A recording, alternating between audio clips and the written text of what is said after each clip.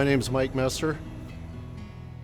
I've been around Prairie Lakes Church since it was First Baptist downtown Cedar Falls. I've been here with my family for approximately the last 32 years, I would say. A long time outdoorsman. Been very blessed to be involved around the church here, both from serving on boards to being involved with our Outdoorsmen's ministry.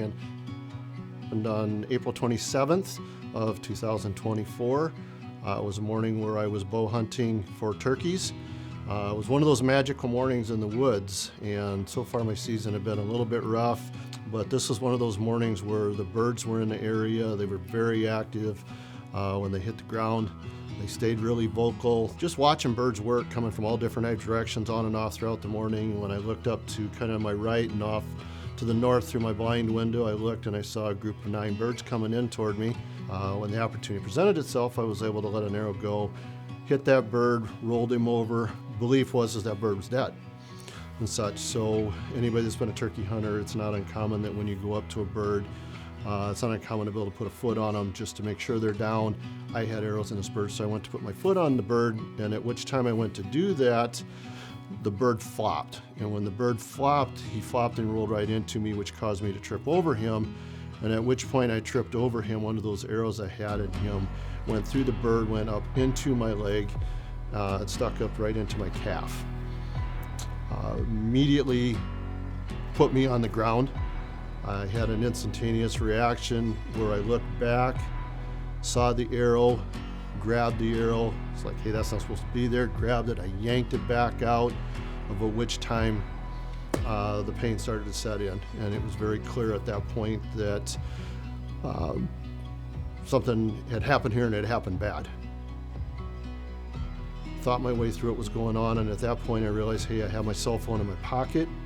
I was able to take my cell phone out. I called a friend of my landowner, a friend named Kevin, that I was hunting on his property. Called him, checked in with him, and say, hey, where are you at? Are you in town? He's like, yeah, I'm here. What's going on? I explained the situation. He said, I'll be right out. Sat back down, leaned back into my heels just to basically put myself in a position where I could potentially stop the blood flow. Kevin showed up, came across the field down into where I was hunting. He knew where I was at on his property. Dawned on me that in my truck I had a first aid kit, so I threw Kev my keys. I says, hey, run back up to my truck. I have a first aid kit in the back seat. In that first aid kit, you'll find that there's a tourniquet. We need that. So he ran back up, came back, got on the ground, got spun around. We got the tourniquet on, headed for the hospital.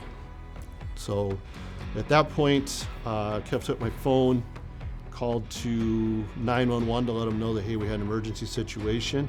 We were heading in for the hospital. We were going from his property to Allen Hospital. He says, we're on the way. We may very well break some laws. We may be speeding. We may not hit all the stop. We may go through some stoplights, but we're on the way. In the hospital, or in the emergency room, once again, went through all the stories with all the different people coming in. And I remember very distinctly looking at the nurse, and she was trying to keep things light and such. And I just looked at her at the one time and I says, hey, I don't care if you got to cut off the pants, you got to do whatever you got to do there. I says, but those are my favorite boots, and don't cut those boots off my feet. Of which they didn't, and nor did they have to cut my pants off either. But long story short, I was like, hey, I want those boots back.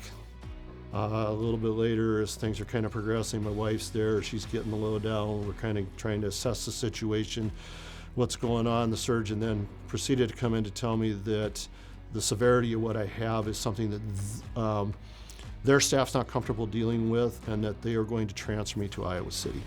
Kind of in a blackout period that I don't remember a lot of it, but I do remember getting loaded into the helicopter, at which time I decided this was pretty cool. So I got my phone out, which was still in my pocket, took some pictures from inside the helicopter. But at that point, I actually clicked my phone somehow into video mode, and I hit play. And that thing took off recording. Unbeknownst to me, until about 3 weeks later, I recorded 1 hour and 3 minutes worth of video, which was basically me getting up into the sky, flying to Iowa City, down Iowa City, getting taken out of the helicopter, and then having the surgeon come in. I remember when he talked to me, vague pieces of it, and I remember a piece of him saying he was going to do what he could do to save my foot. And when I listened back to the video, that piece came out.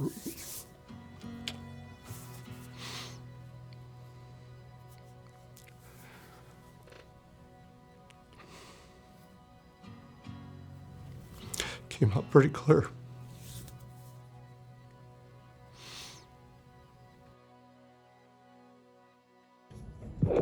Okay, Michael, I'm Dr. Holson, the vascular surgeon.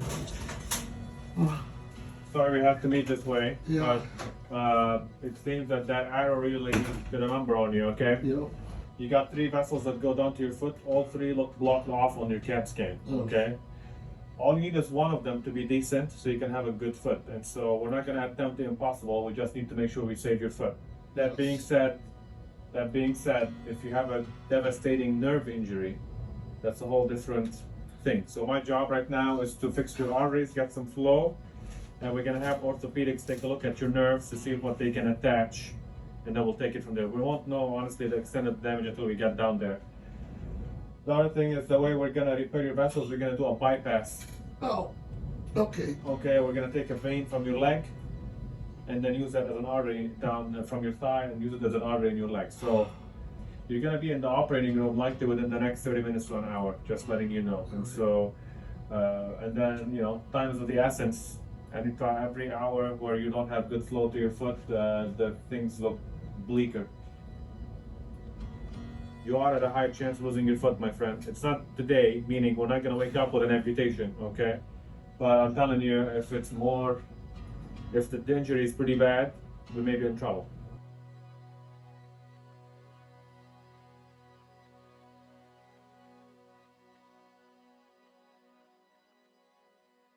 They laid out, they had a plan. They told me they were going to do everything they could do to save my foot and all the work they were going to do to make it happen. And they did.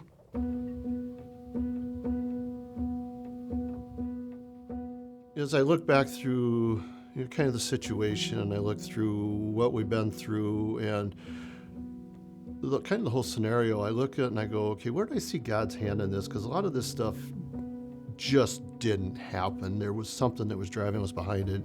And being a person of faith, I could see God's hand in this step all the way through. And so, one of the things where I start off, and I think where I see God's hand first is that just prior to this hunt, probably 2 weeks before that, I had bought a new pickup truck. And so in that process, I had unloaded all the gear out of my old truck. It had all been sitting in the garage. And quite honestly, I just hadn't put it back in. Well, the Thursday before this hunt occurred, I'm in the garage. It's like, hey, I need to start putting that stuff back in my truck. And so one of the items that I put back in my truck was my first aid kit. And quite honestly, without that first aid kit and the tourniquet that was in that first aid kit, there's a high probability that I potentially would have maybe at minimum lost my foot, maybe potentially lost a piece of my leg because of that. So I have no question in my mind that God had prompted me that day, that night when I did that, to get that equipment back into my truck. That weekend, as I said, I was hunting my friend Kevin's land. Kevin was supposed to be turkey hunting himself and opted to not go. And I knew he wasn't hunting, but yet I didn't know if he ended up going out of town anyways. So when I called him, I questioned him and said, hey, are you in town? And he was. He opted to not go to the river, and he was in town, and he was available, and he dropped what he was doing immediately to come and rescue me, per se. And so that was pretty incredible. Beyond that, other things are, I saw God working in this. Where my injury occurred, it occurred in a space where I had cell service, and there's a lot of places on that property where I don't have cell service. I had cell service, so I could make that phone call. Other little things like, hey, when I left the blind, I put that phone in my pocket. I didn't leave it in the blind. You look at it, if I'd have left that thing in the blind, I probably would have left a pretty good blood trail having to crawl my way back to the blind just to get it out, which would have very likely been detrimental to the situation as well. The work that they actually physically did, where I have, where they opened me up from basically the bottom of my calf all the way through the top of my groin, they removed a vein from that leg in my left leg, and they used that to replace the veins that I destroyed in my right leg. I'm convinced without a question Dr. Hosen that did the surgery was the right guy, and that guy was there waiting and ready to go. That team was there waiting and ready to go. The care I got from the hospital and the team at Iowa City, from those that obviously from the vascular team that did all the surgery work and the internal work, to the team that did all the work on the outside to do the repair to my skin. and continue to work me through that. And I'm still seeing that team, the people that God had in place in Iowa City that have worked on me have just been absolutely fabulous.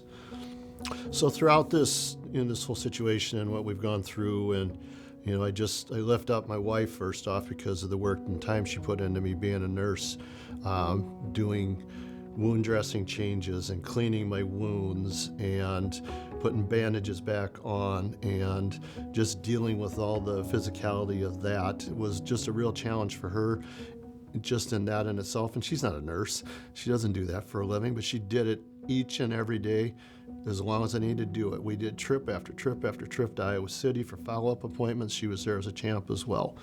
Beyond my children and the rest of my family was this group of guys that just were always plugging in, from daily reaching out to her going, hey, how's he doing today? How's things going? Giving her calls, sending her text messages. And so having that circle of guys out there is just so vitally important. All the way from having that one guy that I knew that if I made the phone call would come pick me up. I called Kevin, he answered the phone, dropped what he was doing, came, rescued me, got me to the hospital where I need to be. That guy that you just know that you can call at any time whatsoever, and they're gonna say, yes, what do you need? And they're there for you. I can't stress the importance of that enough. Quite honestly, who are the guys in your life? Do you have that person that you could reach out to and you could call and they drop what they do and they come pick you up out of a field when you're laying down because you can't help yourself? Do you have that guy that comes alongside you and brings you lunch, stops over, says hi, how you doing, calls you, checks in on you? I had those guys. Kevin came and rescued me from the field.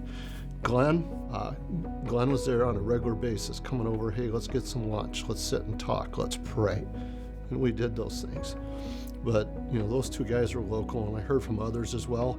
But beyond that, I'm so fortunate and blessed that through my years in the outdoors and the hunting camps that I've been in, I had guys from all over this country praying for me that heard about the situation one way or the other and were reaching out, how you doing, checking in with me, and more importantly, they were praying. And that just was known, it was felt, and it was so important.